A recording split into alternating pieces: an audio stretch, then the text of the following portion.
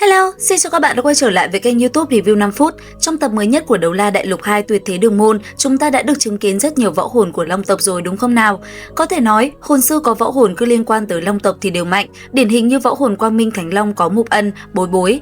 Võ hồn Hắc Ám chúng ta có Long Hoàng Đấu La, Long Tiêu Dao và Tà Nhãn Thánh Long. Hai đơn cử như hồn thú, chúng ta có Kim Nhãn Hắc Long Vương, Đế Thiên, Địa Ngục Ma Long Vương, Tử Cơ. Đây đều là những bạo chúa, chúa tể xâm lâm. Nhiều đây thôi, chúng ta đã thấy huyết mạch Long tộc là kinh khủng đến thế nào rồi đúng không? Xét trong toàn bộ cốt truyện Đấu La Đại Lục, Long Thần mới là người mạnh nhất, huyết mạch thuần khiết nhất và cũng là vị thần mạnh nhất. Đến đời sau, truyền thuyết về chính người con của Long Thần và sức mạnh vô song của họ cũng luôn là một chủ đề khiến lưu truyền rộng rãi.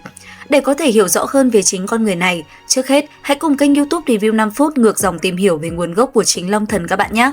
Đầu tiên, chúng ta phải biết rằng Long Thần chính là cường giả đầu tiên trong toàn bộ Long tộc đột phá thành công đến cảnh giới thần vương tối cao. Sức mạnh nguồn cội của Long Thần vốn được hấp thụ từ nguồn năng lượng hỗn độn nguyên thủy thuở khai thiên lập địa, giúp ông nắm giữ trong hai tay quyền năng tối thượng là hủy diệt và sáng tạo. Đây được coi là sức mạnh căn nguyên và cốt lõi nhất của vạn vật trong vũ trụ.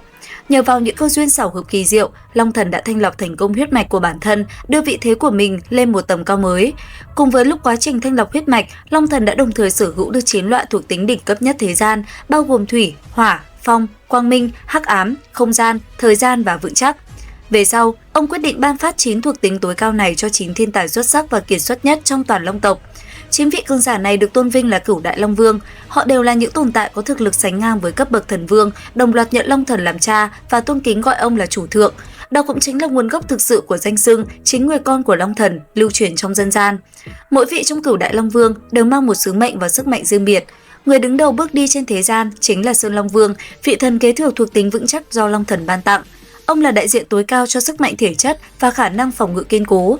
Trong cấu trúc của Long tộc, Sơn Long Vương đảm nhận một chức năng vô cùng cơ bản nhưng vĩ đại, đó là chống đỡ và duy trì sự sinh sôi của toàn bộ chủng tộc. Khi trưởng thành, ông phải hy sinh thân mình, hóa thân thành sông ngòi và núi non trên đại lục để làm nơi trú ngụ cho đồng tộc. Chính vì sứ mệnh đặc thù này, số lượng thành viên thuộc tộc Sơn Long cực kỳ hiếm hoi. Vì sự hy sinh đó, ông đã được Long Thần đặc cách ban cho danh hiệu Sơn Long Vũ Vi Vương, đứng đầu trong Cửu Đại Long Vương. Vị thứ hai là Quang Minh Long Vương, người sở hữu thuộc tính quang minh cực hạn. Trong nội bộ Long tộc, ông nắm giữ quyền năng về sinh mệnh, sáng tạo, phụ trách sự sinh sản và đồng thời quản lý cả việc thực thi hình phạt. Ông được Long Thần ban tặng cho Trảm Long Đao, một món thần binh có tác dụng khắc chế vô cùng mạnh mẽ đối với những kẻ phản nghịch hoặc mang tâm địa tà ác trong Long tộc. Quang Minh Long Vương có mối quan hệ phu thê với Hắc Ám Long Vương, với tư cách là hai vị chấp pháp thần vương, thực lực của họ đứng đầu trong các Long Vương và khi cả hai hợp lực chiến đấu, họ có thể chống lại cùng lúc nhiều vị thần vương khác. Tuy nhiên, trong cuộc đại chiến Long Thần, Quang Minh Long Vương đã vô tình ngộ sát đồng tộc của mình. Cuối cùng, vì đau đớn và quyết tâm truy tìm thê tử, ông đã chọn con đường tuẫn tình. Đến thời đại Tuyệt Thế Đường Môn, võ hồn Quang Minh Thánh Long của vị học trưởng Mục Ân chính là một nhánh truyền thừa lớn từ dòng máu của Quang Minh Long Vương. Vị thứ ba là Hắc Ám Long Vương, người nắm giữ sức mạnh hắc ám và tịch diệt cực hạn. Ông giữ chức vụ đội trưởng đội hộ vệ của Long Thần, là cánh tay phải đắc lực phụ tá Long Thần duy trì trật tự và kỷ cương của Long tộc. Bản thân ông cũng là người được Long Thần đích thân truyền thụ cho thần kỹ Long Thần Trảo tối cao. Về sau, nhân vật thú thần Đế Thiên xuất hiện trong thời kỳ Tuyệt Thế Đường Môn, chính là hậu duệ trực hệ của vị Hắc Ám Long Vương này. Vị thứ tư và thứ năm lần lượt là Hỏa Long Vương và Thủy Long Vương. Hai vị này tương ứng sở hữu hai thuộc tính đối nghịch là cực hạn chi hỏa và cực hạn chi băng. Trong đó, Thủy Long Vương còn được gọi bằng danh hiệu Băng Long Vương và bà chính là cô con gái nhỏ được Long Thần hết mực yêu thương, chiều chuộng. Trong trận chiến Long Thần chấn động năm xưa, hai vị Long Vương này đã cùng nhau ngã xuống.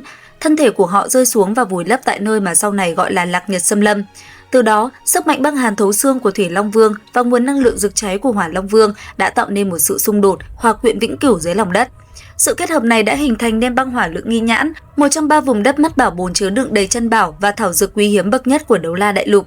Vị thứ 6 và thứ 7 là Phong Long Vương và Thú Long Vương. Nếu như Phong Long Vương được biết đến là vị thần sở hữu tốc độ di chuyển nhanh nhất trong toàn bộ Long tộc, thì Thổ Long Vương lại là biểu tượng của sức chịu đựng và sự bền bỉ dẻo dai. Đáng tiếc thay, cả hai vị Long Vương này cũng không thoát khỏi số phận nghiệt ngã khi cùng nhau tử trận trong cuộc đại chiến Long Thần. Hai vị cuối cùng trong danh sách là Không Gian Long Vương và Thời Gian Long Vương. Không Gian Long Vương, hay còn được gọi dưới cái tên Phỉ Thúy Long Vương, là người nắm giữ sức mạnh thao túng không gian và là hộ vệ bóng tối âm thầm của Long Thần. Sau này, võ hồn thời không chi long của Tạ Giải, một trong thần giới thái cốt của Học viện Sử Lai Khắc, đã may mắn kế thừa được một phần năng lượng từ vị Long Vương này. Trong khi đó, thời gian Long Vương lại là vị có thực lực cá nhân yếu nhất trong số cửu đại Long Vương. Vào thời khắc mấu chốt, khi Long Thần chuẩn bị đột phá tiến hóa lên cảnh giới thần tinh, thời gian Long Vương do chịu ảnh hưởng từ quy luật của vũ trụ pháp tắc, đã vô tình nhìn thấy trước tương lai viễn cảnh sụp đổ hoang tàn của thần Long giới vực. Nỗi sợ hãi đã khiến hắn liên thủ với không gian Long Vương, phản bội lại cha mình là Long Thần. Sự phản trắc này trực tiếp dẫn đến cái chết của Long tộc Thái tử khi cố gắng bảo vệ Long Thần. Chứng kiến cảnh tượng đau lòng đó, Long Thần đã rơi vào trạng thái điên cuồng mất kiểm soát, gián tiếp châm ngòi cho cuộc chiến thần giới tàn khốc, khiến cho toàn bộ cửu đại Long Vương đều phải ngã xuống. Mặc dù câu chuyện về chính người con của Long Thần ly kỳ như vậy, nhưng trên thực tế, thiết lập này đã được tác giả Đường Ra Tam Tiếu thay đổi và điều chỉnh qua các thời kỳ sáng tác. Nếu lật lại những trang của Tuyệt Thế Đường Môn, độc giả hẳn còn nhớ trong ngày đầu tiên khi võ hồn thao thiết của Huyền Lão xuất hiện, nó đã khiến người khác không tự chủ được mà thốt lên lời bái kiến. Ở thời điểm đó, thao thiết vốn được tác giả xây dựng với thiết lập là người con trai thứ 5 của Long Thần theo mô típ thần thoại truyền thống. Tuy nhiên, khi cốt truyện phát triển đến thời kỳ Long Vương truyền thuyết, thiết lập cũ này đã hoàn toàn bị xóa bỏ. Chính người con của Long Thần giờ đây đã được định hình lại một cách đồng bộ và thống nhất, trở thành cửu đại Long Vương vĩ đại của Long tộc. Còn các bạn thì sao? Bạn thấy những người này có kinh khủng không? Cùng comment ý kiến dưới phần bình luận nhé! Video đến đây là hết. Xin chào và hẹn gặp lại!